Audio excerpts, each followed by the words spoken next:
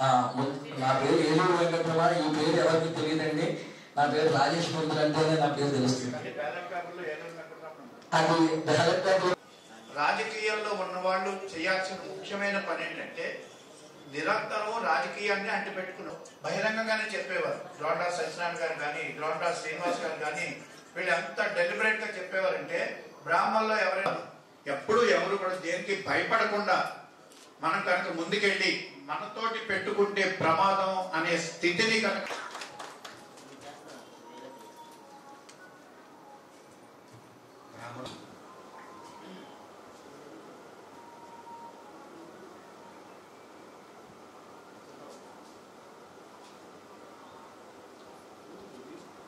Regular politician గా ఉంటే కనుక మేమంతా రోజు ఆయనతో సమావేశం పెట్టడానికి మేము ఇంట్రెస్టింగ్ గా ఉంటాం.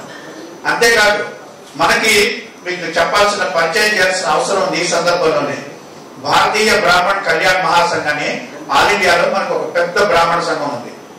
నితిన్ గడ్కరీ దగ్గర నుంచి అందరూ చాలా అందులో సభ్యులు ఉన్నారు.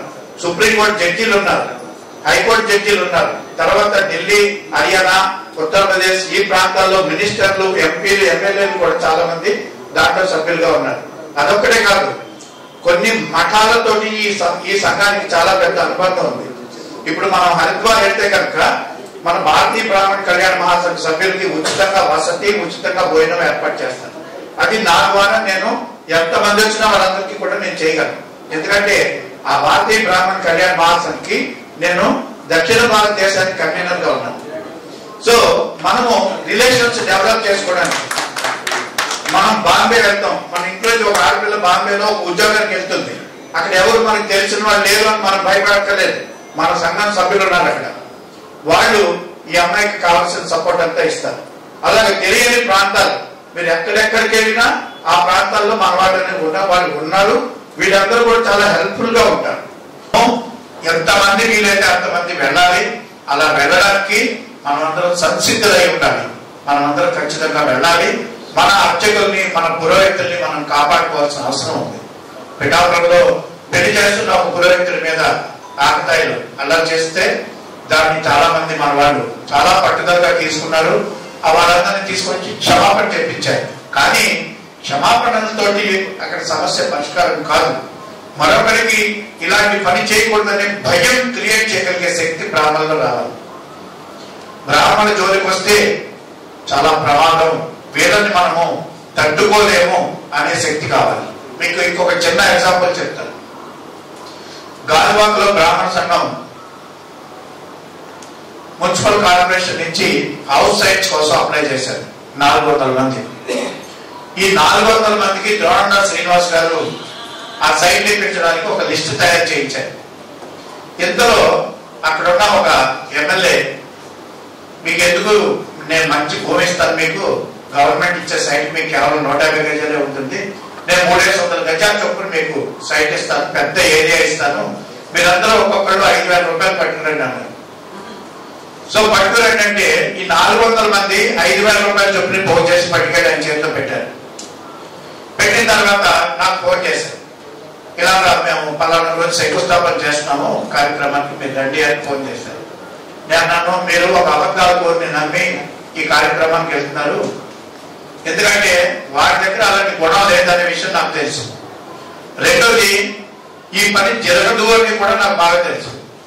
మీరు అనవసరంగా ద్రోణండా శ్రీనివాస్ గారు ఇచ్చిన అవకాశాన్ని వదిలేసుకుని మీరు రాంగ్ రూట్ లో వెళ్తారు, మీరు ఆలోచించుకోండి, అది జరగదు అని నేను చెప్పాను. తీరా వీళ్ళందరూ వెళ్ళారు. శంకుస్థాపన కావాల్సిన అరేంజ్మెంట్ అంతా చేసుకుని పిల్ల పాపంతో సైతంగా వెళ్ళారు. వెళ్తే ఒక ఎక్సర్విస్మెన్ వచ్చి వీళ్ళందరినీ తరివేశాడు అక్కడి నుంచి.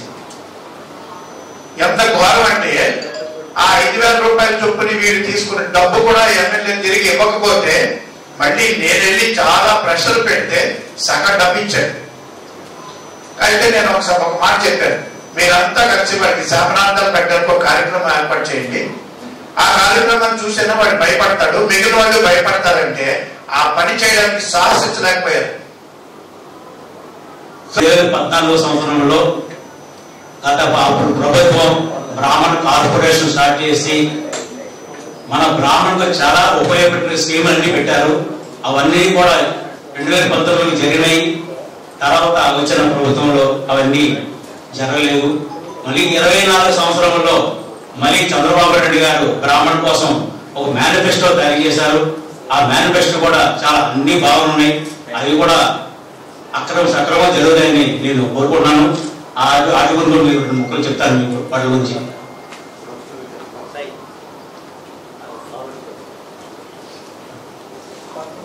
మేనిఫెస్టోలో కూడా మనకి గుళ్ళు గోపురాలు వాటిలో కూడా చాలా జరుగుతున్నాయి సంఘటనలు. వాటిని కూడా శిక్షించడానికి కూడా ఎవరు చేయలేదు గత ప్రభుత్వం.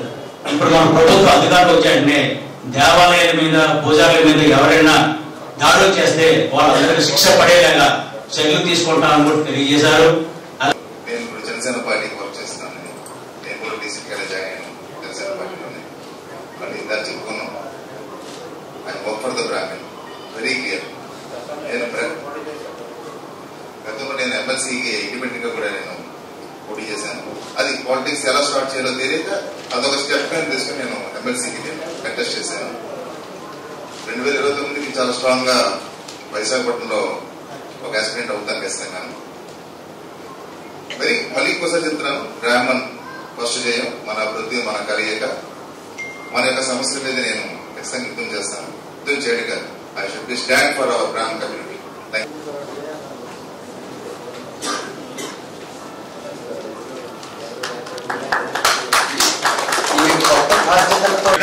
బ్రాహ్మణులు కాదు, బ్రాహ్మణులు అనాలి. తెల్లగా మాట ఫ్లోలో వచ్చేస్తుంటుంది.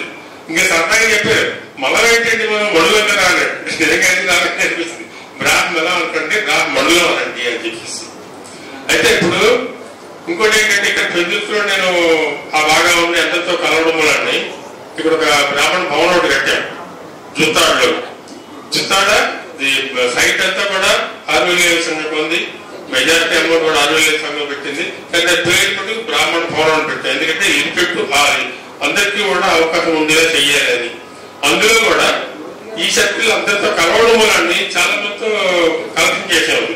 అన్ని శాఖల వాళ్ళు ఇచ్చారు. కాకపోతే శాఖాపరంగా ఏ శాఖ ఇవ్వలేదు, కానీ శాఖలో తెలిసిన వాళ్ళందరూ ఇచ్చారు. ప్రతి శాఖ తెలిసిన వాళ్ళు వాళ్ళు వీళ్ళు అన్ని శాఖల వాళ్ళు ఇచ్చారు. ఆ యూనిటీ రావాలి. మేము ఎక్కడికి చేసేస్తే మనం కూడా కలుగుతాం. రేపు ఈ తెలంగాణ సంఘం ఉంది, దాని కూడా నేను వస్తాను. నిజంగా సరే అవకాశం ఊళ్ళో ఉన్నప్పుడు తప్పకుండా వస్తారు. మీటింగ్ కూడా నేను నాగపల్లి తీసుకుంటాను చెప్పాను. ఇప్పుడు నేను తెలంగాణ చెప్పినట్టుగా ఉంది, అందరితో కలుస్తుంటాను. Thank you. అలాగా ఏదో ఎక్కడ ఏం చేసినా సరే తప్పకుండా అందరూ మనం వెళ్తూ ఉన్నాం.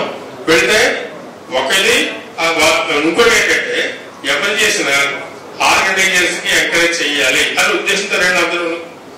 ఎందుకంటే ఎవరు ఆయన గురించి పెట్టి మన గురించి పెట్టారు కదా, ఒక ఏదో అరగంట గంట క్లియర్ చేసుకుంటారు. మళ్ళీ ఆర్గనైజర్ యాక్సెప్ట్ చేయకముందు వచ్చేస్తే ఆయన సంతోషిస్తారు. ఆయన సంతోషించినప్పుడు వెళ్ళడం, వాళ్ళు సంతోషించడం కూడా మనకి మంచిది ఆరోగ్యం కదా. అలాగే అనుకుని బయలుదేరించుకోండి రావాల్సిన వాళ్ళందరూ కూడా. మన సమస్య పరిష్కారం కాదు. ఈ సభ పెట్టింది మన అభ్యున్నతి కోసం, మనం చేసుకోవాల్సిన కార్యాచరణ కోసం పెట్టింది. ఒకటి వాళ్ళు చెప్పినట్టుగా నిజంగా సమస్య ఉంటే అది ఎక్కడైతే కనుక్కున్నాం. ఒకవేళ లేకపోతే అమాండాలు ఇద్దరు తెలియజేద్దాం. ఇది మాటని కొంచెం ఎవరు మాట్లాడే 2 నిమిషాలు మాట్లాడండి. ఇది మన కోసం మనం పెట్టుకున్న సభ కాబట్టి ఏంటంటే ఒకవేళ నేను తప్పుగా మాట్లాడుతుంటే క్షమించండి. కానీ ఒకటి మాత్రం మాట మాత్రం దొల్లవద్దు దయచేసి. ఇది మనం 4 గోడల మధ్య చేసిన కార్యక్రమం కాదు. మీడియా 3వ నేత్రం ఉంది అక్కడ. ఆయన చిన్న కాదు, ఆయన గట్టిగా ప్రతి రికార్డింగ్ చేసిన మాతో కూడా కలిసి చేస్తాను. High viewers, Vizag vision channel ని సబ్స్క్రైబ్ చేసుకోండి. మా ఛానల్ అందిస్తున్న జాతీయ అంతర్జాతీయ స్థాయి వార్తా విశేషాలు నోటిఫికేషన్స్ కోసం ఇక్కడ కనిపిస్తున్న బెల్ ఐకాన్ ని క్లిక్ చేయండి.